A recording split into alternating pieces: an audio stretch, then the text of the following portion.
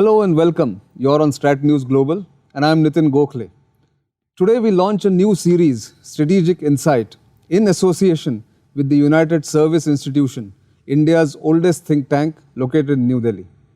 And in this series, we are going to discuss the China challenge that India is faced with in the context of what happened at the line of actual control in Ladakh and elsewhere along the Himalayan frontier.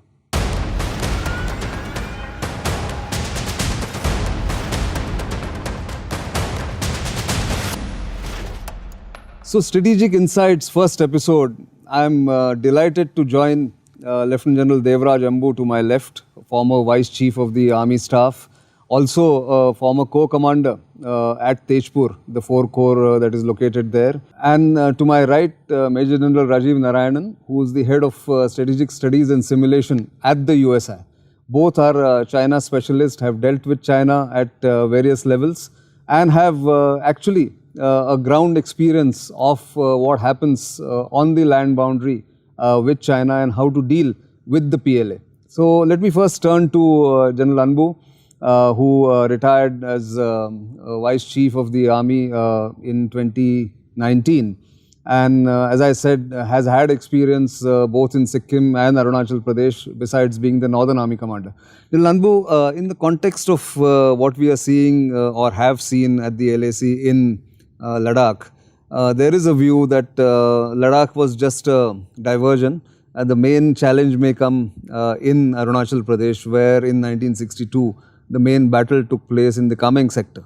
How do you see that kind of thought that is there in some people's mind that Arunachal may be a bigger challenge?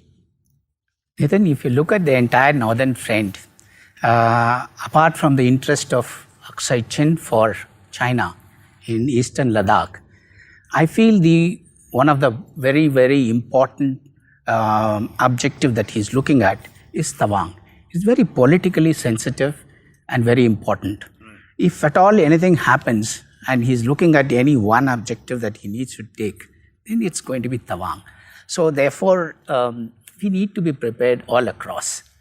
If you ask anyone about Tawang or Arunachal, straight away in Arunachal they home on to Tawang.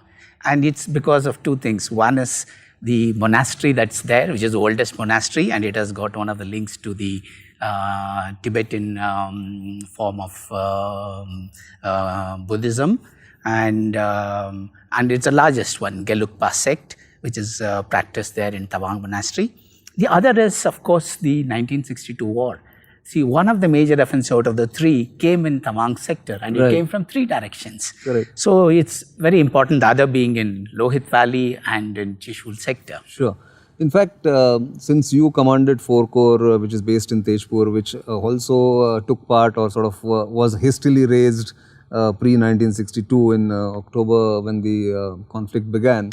For the Chinese, they also called entire Arunachal as South Tibet, for instance. And I think that is their more kind of political aim, as you mentioned rightly, that Tawang is a prized catch for them if they want to do it.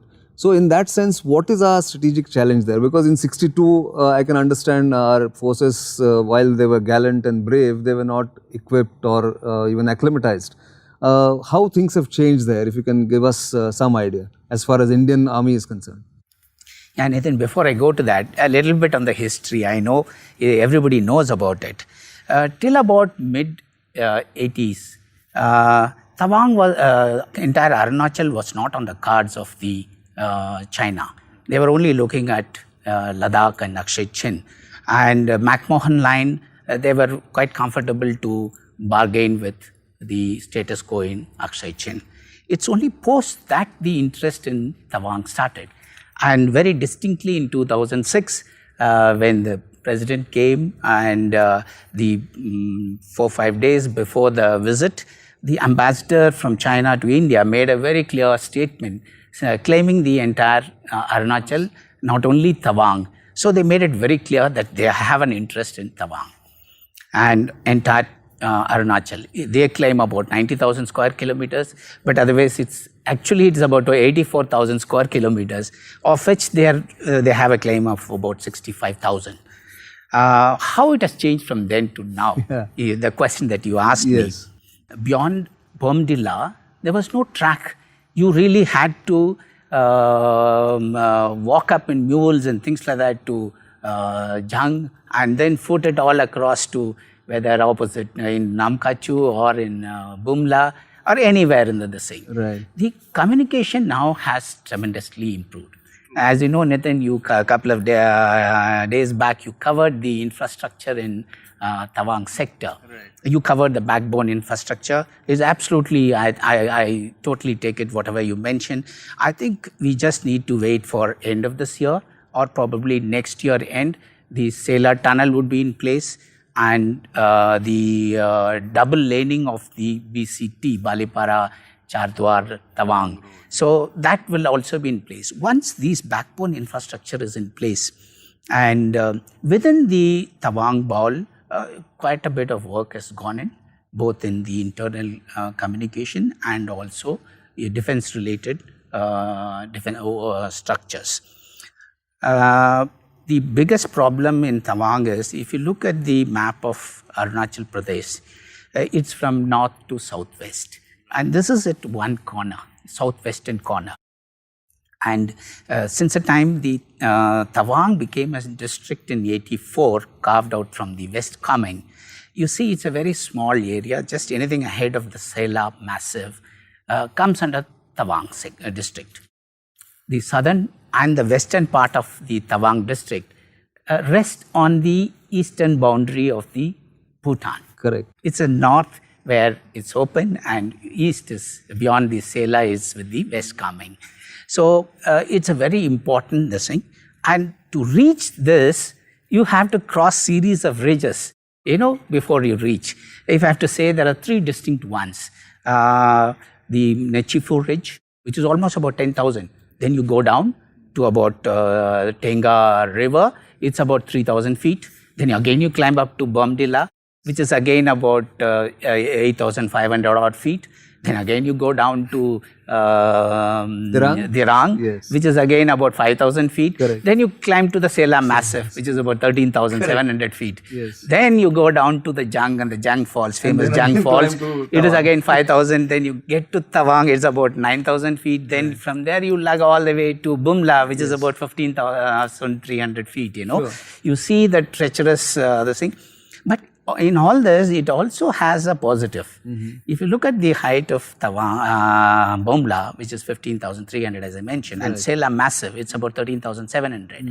Though if this distance, he cannot see anything beyond Sela, what's happening. So it's a good defensive position. Yes, if absolutely. required. For you to build up and things like that, it's good. Yes. Yes, now that the backbone communication is in place and the tunnel would come in Sela, I think we are in a very good situation as far as the mobilization and the mobility is concerned. That's good to know. I will come back to you on the importance of Bhutan or significance of Bhutan to west of the Sela Massif. But let me turn to General Narayanan. You've commanded the, I think at that point in time, it used to be the biggest division, 2 Div based in Dinjan, which looks after what is called the rest of Arunachal Pradesh. And of course, the kind of focus that is there on Tawang or Kameng may not be there in the popular perception on that rest of Arunachal Pradesh or 2 Div area. But tell us, what is the significance of that area? And what are the strengths or weaknesses that we have in that area while facing the Chinese? As far as the significance is concerned, first thing that when we say that he claims the whole of Arunachal, it's whole of North Arunachal. The area south of Upper Assam, which is the Tirap, Changlang and the Longling, he doesn't want that. He's not interested in that. Maybe because he feels that he can reach it through North Myanmar. I'll touch upon it later. Sure. So, these areas are more for the resources. It's if you look at his map, which he has mapped post 2006, as General Anbu had mentioned, where they show all this as part of China, he has planned hydropower projects all in these areas. So he is looking more through that, and my assessment is he is looking at it more for a bargaining chip. Otherwise, Tawang is his main key area. where he wants. Initially, yes, he was, because the terrain here is exactly similar to what General Anbu had mentioned in Tawang. Correct. You have four Passes to heights, four heights. Means you start from Brahmaputra, you climb up steeply. Right. Then there is a steady climb, you go down, then again there is a climb. So till you reach the LAC is the fourth ridge that you have to climb up. So construction of infrastructure on our side is that much difficult. On the other side is a plateau. Correct. So though he had made it earlier, today we are quite better off in these areas. Like if we take it to 62, Lohit, today we dominate Lohit. If you want to, you can walk into that area anytime you want to. There is hardly any deployment presence that he has. His regulars are all in Sichuan and beyond. There is nothing this side in Tar area. The bridges have come up for crossing of Brahmaputra, which used to be a major issue. You had only one, the Brahmkund bridge. So now you have two more which has come up, the Dhola Sadia and the railroad bridge next to Dibrugarh, Bogibeel, which has come up. Now the tunneling projects are also coming up, which improves the infrastructure. The broad gauging of the railway line, both north and south of Brahmaputra, has been completed. So movement of your troops and resources have started off. The railway link is making a loop through the Bogibeel. So your movement of resources now has become much faster. Right. You have physical presence here which he doesn't have. He has only the border guards. He has 3 independent brigades which are there, the combined arms brigades, but they are all echeloned towards Western Ralp stroke Tawang. Not the eastern Not part. towards the central and eastern part. So, I just for our viewers' sake, the eastern part includes Walong, Kibitu, that area, and then the Dibang. the Dibang Valley, Yes. which is there. See, when you look at study the map, Right. there is a very neat ridge which runs north to south, the Abrokala ridge. Right. We also in TUDIV, we also call it the terrain warp. That is the great bend of the The Brahmaputra. the Lohit. Sangpo. The Siang- Sangpo, yeah. The Sangpo. There is a huge Himalayan massif, which is the eastern end of the Himalayas, which is called the Namcha Barua. Yeah. And then when you look at the map, west of it, the rivers flow northwest to southeast. East of Abrokala Ridge, which continues from there straight down, it's all north-south. So Abrokala eastwards is the eastern Ralp, and Abrokala westwards is the The western. western rest of Arunachal Pradesh. That's good to know. In fact, this is what brings me to what General Anbu was saying about infrastructure. I mean, even me as a civilian remember getting to Walong or Kibitu used to be such a pain. We had to cross the rivers and streams on elephant back, on boats, and then sort of get across going through Haileong, going to Kibitu or Walong. But today all that has been eliminated because you have the Dibru Sadia, the Brahmkund bridge is there, Brahmkund bridge. The Dhola The Sadia Dhola bridge, Sadia is bridge, there. which is the longest bridge Yes, in India, India. at 9.15 kilometers. So I think that has improved tremendously. In terms of deployment, General Anbu, there is also the roads, alternate roads that are coming up from Sela, near Sela or just before Sela. OKSRT, then Yes. beyond. OKSRT, of course, is coming to Tenga. From Shergarh, Morsing, And then going Mandala, on the western, going to on the Siala, west of from Siala Mandala, Pass. west of Siala, Sela Pass. Now that will also help, I guess, in terms of mobilization or deployment, right? Absolutely, it gives you great flexibility. You cannot depend on one main axis. Right. Always you need a alternate one. And it gives a great flexibility. Sure. And it's all with great thought that one has really planned it, because it all takes a lot of investment in terms of money and resources. So therefore, it is a very well thought out one to have an alternate access. So what about Bhutan? I mean, you were saying that we will speak about Bhutan later. So tell us about, what role can Bhutan or Bhutan border play in this? Because in 62 we have heard stories about our soldiers who were outnumbered at Sela, coming through Bhutan, coming to Rangia or coming down to Assam. Is that still available? Is there a kind of alternate route there through Bhutan also? Yes, if you look at the complete Tawang district, that is from Sela, all the rivers flow westwards. Towards Bhutan. Towards Bhutan. And finally, the Tawang Chu joins and then it flows on to Bhutan. Right. So the grain of the country is in that direction. And the eastern Bhutan bordering Tawang is amenable for a easy exit towards Samdrup Jonkar and then to your Tamilpur and Yes. that area, So while this geographically it is very well aligned, but the equation between Bhutan and us, we are a very friendly country. It's on mutual respect Security to each arrangement, other yes. and the trust that we have and the people-to-people contact that we have. And the treaty between Indo-Bhutan Treaty of 2007, Yes. March, which was signed, Yes.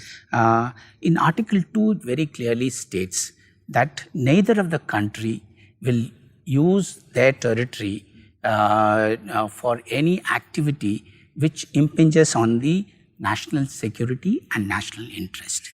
So if you look at this very closely, Bhutan, both eastern and the western extremity, eastern with Tawang and the west with the Sikkim, the Gangtok, it both is amenable for a thrust taking in Bhutan Right. by the China. Yes. Both in Tawang also coming from the north through the Rong Mela axis, which he is trying to do something, and coming across the Thrash Yangtze and Trashigong, which is joining the Tawang sector, Lumla. As you rightly mentioned, in 62, most of them made an exit through that. Yes, exactly. And of late, if you see the southern part of the Tawang district, which I mentioned, it borders the Sakting Wildlife Sanctuary. That's right. Which all of out of the blue, the China is claiming it. be a It disputed is area. absolutely ridiculous without any basis. Yes. He's suddenly claiming it. So I think he's claiming it without. It's not without any reason. We need to really take note of it. Yes. But I would say that the relations between Bhutan and India are really strong and based on very, very mutual respect and trust with the both at all the levels, whether it is the people to people or the fledgling democracy with our largest democracy, or the monarchy and the senior leadership here and the one who have gone by. I think we have a very good equation. In a situation like this Article 2 permits a mutually an arrangement where the security of whether India is threatened or the Bhutan is threatened. So we will come to an arrangement. I'm sure it will work out based on the situation that develops. It's very reassuring. So, yes. Very reassuring. Jal Narayanan, you said you will speak about Myanmar, North Myanmar. Let us understand from you the importance of that tri-junction. India, China, Myanmar, for eastern Arunachal. Yes, in the eastern Arunachal, the easternmost place of India is at a village is called Kibitu, which is, by the way, which is closer by air to Beijing than to Delhi. That is the easternmost point. From there, when you go a little southeast, comes the main tri-junction point, which is acceptable by both India and Myanmar, which is a pass called Jelepla. Right. And next to Jelepla is the tri-junction. The Chinese don't accept that, and they want to come further in towards much further in, about 8-10 kilometers inside. So that is where the problem area lies. But the bigger problem is that North Myanmar has never been under the control of the government, whether in Rangoon and now in Naypyidaw. It's full of insurgent groups, and there's a lot of insurgent groups of the northeast who had gone there. The valley-based insurgent groups, whether you take ULFA, NSCN, IM, NSCN, K, they all have their bases there. Plus, you have their own militant bases. And right cross, when you go through the old Burma road, which starts from India, ahead of Margarita, Lido, and then goes to the Pangso Pass. And then the main route where it starts from is from the last junction railway station, which is Lekhapani. From Lekhapani to Margarita to Lido, then crosses the Pangsau Pass, and through the northern Myanmar, it goes into, from Myitkyina, it goes into China, Yes. which was made during the Second World War. That's right. For support, but well, by Which the is time called it the finished, Stilwell Road. Yes, Stilwell Road, Yeah. and which linked the old Burma Road. Right. But of course, the battle finished before that. Yes. So this area has always been under the influence of the Chinese. In fact, just across the border in Bhamo, there is a place called Ruili, and you will find all their headquarters of all these military Insurgent groups bases, are there, insurgent yes. groups there. So this is the area which you always felt that since it is not in control of the Myanmar government, China could very well come in through this area to circumvent all the defenses that we have. But now the dispensation has changed in Myanmar and relations are much better. We also have our plans to make sure that negate this. So the 11th plan raisings and all has given us that capability to negate this route. So that is where the problem comes in, and the instability in Upper Assam and the Mizoram and other Manipur and other places stems from people who come from here. That's right. No, that's something which we have to look at. But final question to both of you, but to you, General Anbu, first. A lot of people think that because Arunachal was the main place where the battle took place, especially in Kameng, and we were outnumbered and outmaneuvered there. A lot of people don't know our deployments, and we don't need to get into details of deployments, but someone like you who has been the vice chief and who has been sort of corps commander there, people would like to know what is our preparedness there, what is our deployment, is it adequate, are we sufficiently deployed there in numbers to take on any Chinese ingress or Chinese misadventure, if you want to call that. Yeah, before I come to this, your question, I want to talk about how the Tawang Baul is.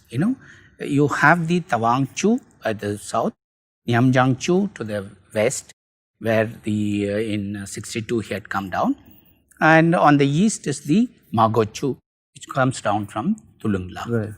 This is a very small ball. If I have to tell you, it's about 45 by 25 kilometers. And you have to defend this. And we hold the watershed. Right. Many of them don't know. Yes, Thagla, he's taken it in 62, fine. But we have a ridge immediately south of Namkachu, which is the Hatunga Ridge, coming down from your Karpola and then to Hatunga. It's also called the Nilia Ridge. Right. And on the eastern side, he took the ridge immediately north of Samdrang Chu. Right. And we have a ridge on the south, Lungrola and the Sulula Ridge. Right. Thereafter, all the rest of the watershed is with us. We dominate the LAC here. For us to defend this, resources-wise, we are very adequate. And the communication is very good. We are able to build up forces, mobilize in faster time frame. Yes, the battles have to be fought in the second stage. Right. So the troops need to be acclimatized in this. But you think of the adversary. While of all the sectors in the northern border, this is the place where Lhasa is the closest. And the terrain is relatively easy, open, rolling terrain, but it's of course at 14,000 feet.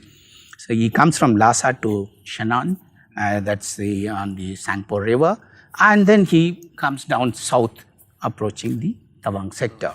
So he has to build up all this way in this open terrain. We are in a position to observe and interdict his movement. Plus, within this restricted bowl which I mentioned, I think finally it will boil down to the leadership and the element of offensiveness in the troops. You cannot defend a bowl which is very small by being just defensive. Right. You need to use all your resources In to an be offensive very manner. offensive manner in this. That's a key. And that's where our troops, I think, will have the advantage, as we saw at Galwan. Absolutely. I have and no any doubt. other. I have no doubt we are well poised. We are on the starting block. Very, very reassuring again, once again. General Narayanan, on the eastern and the rest of Arunachal Pradesh, there are some gaps in our deployment, I suppose, that we know in public domain. But even that has now being made up, and now that the communication has improved, all that has happened. And the change of orbit about 10 years ago, where 3 Corps is now looking at eastern Arunachal Pradesh, does that help in terms of deployment and it offensive helps elements? hell of a lot, because earlier only 2 div was there, you have 56 div. Right. You have available, and you have every corps has its own reserves available. Right. To give a brief on rest of Arunachal, there are total of 68 passes along the LAC and the IB. Right. Out of that, only 7 are perennial. Rest get blocked. Three are permanently snowbound. I So see. they are super high altitude, permanently snowbound. Rest are seasonal. So he gets restricted because of these. Because right from the beginning, when our deployment initially stages through the 80s and 90s and early 2000, when we were not that strong, the concentration had always been that to make sure that the perennial passes he can never use, so that he is restricted to the seasonal passes, and so he has to wait for the season the to pass to open and come, and is restricted once the passes close. But subsequent to the 11th and 12th plan raising and the infrastructure having come up, today you are in a position to do QPQ. For example, Which like is I quid mentioned, pro quo. quo. Yeah. Like the Lohit sector, he had come right up to Valong. Today, from there, the southern loop of the Eastern Highway has a main junction point called Rao. If adequate resources are given, you can go there. But I go by what General Anbu said. Here in mountain warfare is not slugging head on, it's a battle of maneuver. Right. I am from Armored Corps. I understand that concept of maneuver. We do the same thing. Block him at one place, hit him from a flank from some other place. He can't be everywhere. Right. He doesn't have He that doesn't kind of have resources. that kind of resources and luxury. So he might come somewhere. You have adequate resources to block him. Now you maneuver elsewhere. So here you will be able to give the Indians a strong quantum of PWs of the Chinese, whom you will be able to surround and capture.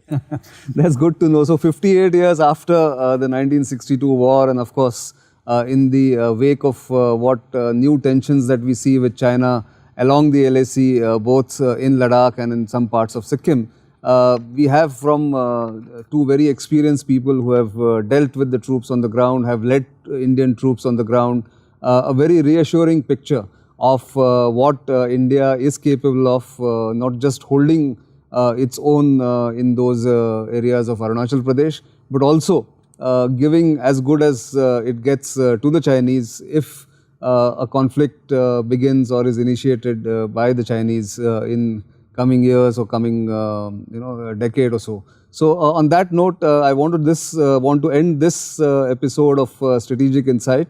We will come back to you with more such episodes on different sectors like Sikkim, like western sector, that is Ladakh, and then look at some of the maritime components also. Until the next time, it's goodbye, but till then, don't forget to like us on our different social media handles, and also keep sending feedback on our various platforms. The emails are available, and I will see you the next time. Until the next time, it's goodbye.